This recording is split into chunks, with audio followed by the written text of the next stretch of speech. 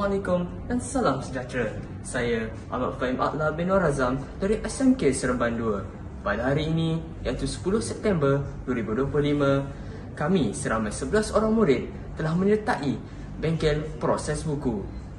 Inilah kisah bagaimana sebuah buku boleh hidup di perpustakaan. Mari sama-sama kita saksikan.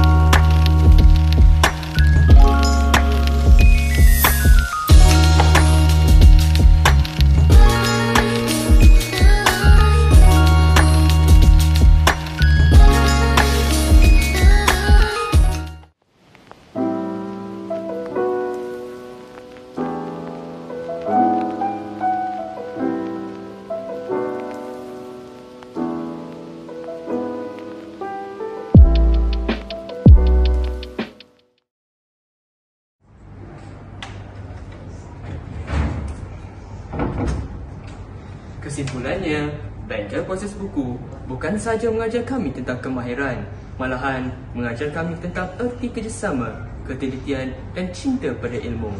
Semoga dengan usaha kecil ini, kami dapat memupuk amalan membaca dalam kalangan murid-murid di sekolah ini. Sekian daripada saya. Terima kasih.